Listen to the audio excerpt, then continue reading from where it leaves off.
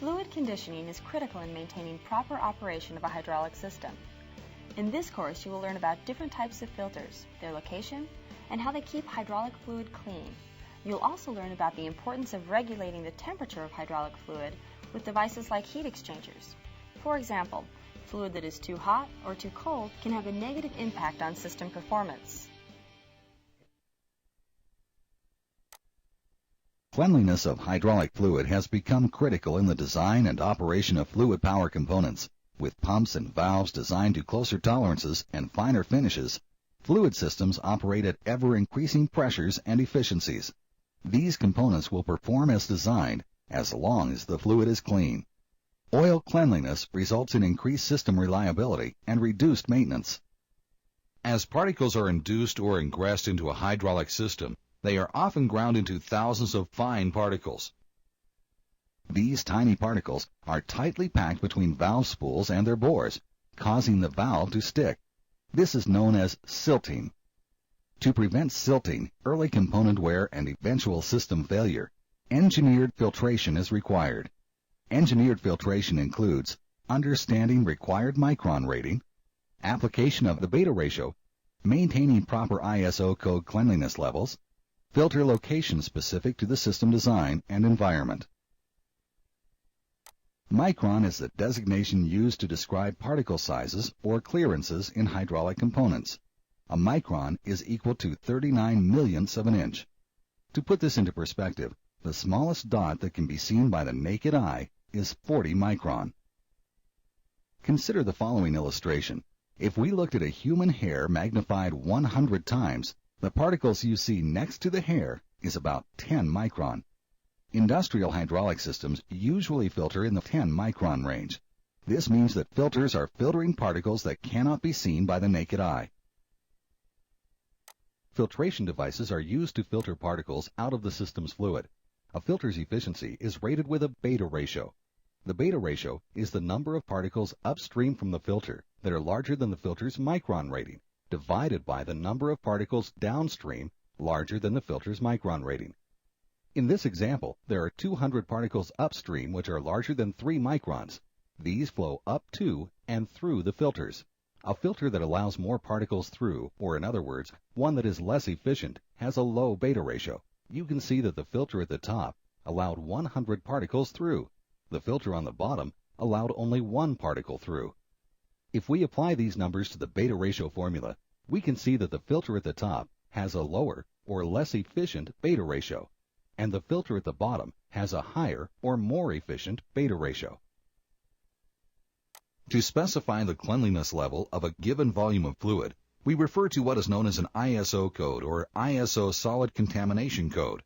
This code, which applies to all types of fluid, provides a universal expression of relative cleanliness between suppliers and users of hydraulic fluid. Based on a milliliter of fluid, a particle count is analyzed using specific sizes of particles, 4 micron, 6 micron, and 14 micron. These 3 sizes were selected because it gives an accurate assessment of the amount of silt from 4 micron particles and 6 micron particles, while the number of particles above 14 micron reflect the amount of wear-type particles in the fluid. To interpret the meaning of these results, a graph like the one shown would have been consulted. In this example, a rating of 22, 18, 13 indicates the following. The first number, 22, indicates that the number of particles greater than or equal to 4 micron in size is more than 20,000 and less than or equal to 40,000 per milliliter. The second number, 18, indicates that the number of particles greater than or equal to 6 micron in size is more than 1,300 and less than or equal to 2,500 per milliliter.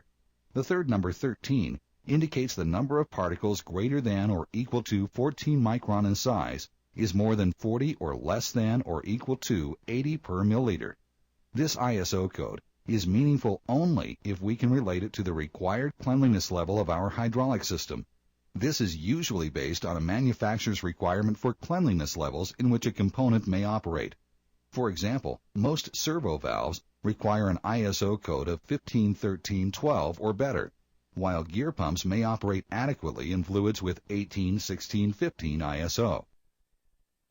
Filter placement is critical for maintaining acceptable fluid cleanliness levels.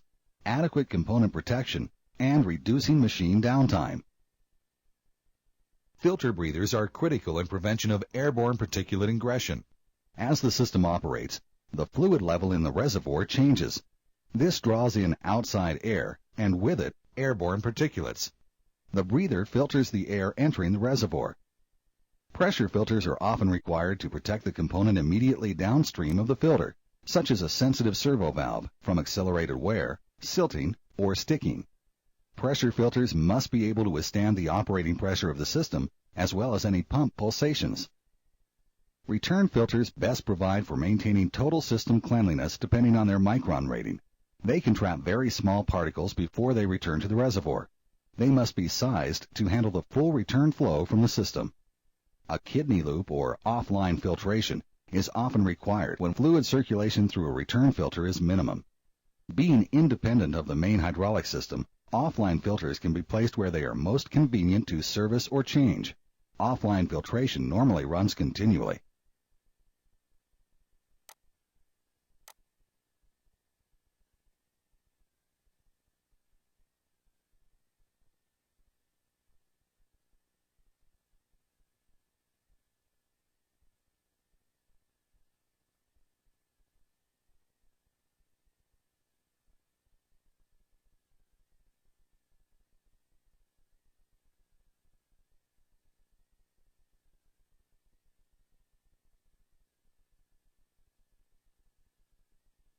In this learning lab, you will learn the proper placement of filters. A description explaining a filter's placement will appear at the right side of your screen. Click and drag the description to the proper filter area. Temperature control is critical in hydraulic systems. Even with the best circuit design, there are always power losses in converting mechanical energy into fluid power. Heat is generated whenever fluid flows from high to low pressure without producing mechanical work. Heat exchangers may be required when operating temperatures are critical or when the system cannot dissipate all the heat that is generated. There are two basic types of heat exchangers. Each is based on a different cooling medium: water-cooled heat exchangers and air-cooled heat exchangers. If cooling water is available, a shell and tube heat exchanger may be preferred. Cooling water is circulated through a bundle of bronze tubes from one end cap to the other. Hydraulic fluid is circulated through the unit and around the tubes containing the water. The heat is removed from the hydraulic fluid by the water. There are advantages to this type of cooler. They are the least expensive, they are very compact, they do not make noise, they provide consistent heat removal year-round, and they are good in dirty environments. The disadvantages are water costs can be expensive. With rupture, oil and water may mix, and usually require regular maintenance from mineral buildup. Air-cooled heat exchangers consist of a steel radiator core through which oil flows while a strong blast of air passes across the core. In industrial applications, the air is pushed by an electric motor-driven fan. The advantages of this type of air-cooled heat exchanger are they eliminate problems associated with cooling water, they have low installed costs, and the dissipated heat can be reclaimed. The disadvantages are there is a higher installation cost, noise levels range from 60 to 90 decibels, and they are larger in size than comparable water-cooled equipment.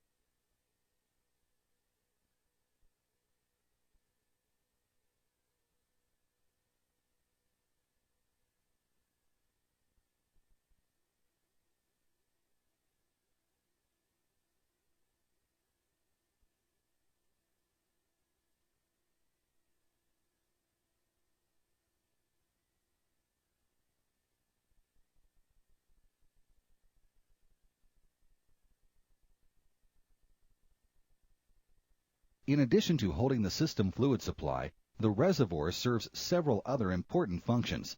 It cools the hydraulic fluid. This is accomplished by dissipating excess heat through its walls. It conditions the fluid. As oil waits to leave the reservoir, solid contaminants settle, while entrained air rises and escapes. The reservoir may provide mounting support for the pump or other components. A well-designed hydraulic system always includes a properly designed reservoir.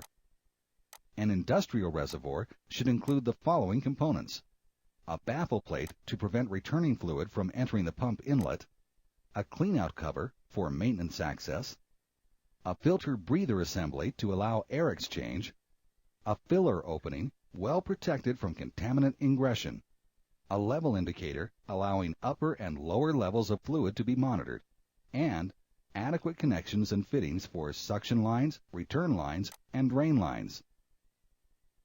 It is often stated that the hydraulic fluid is the heart of the system, or the most important component.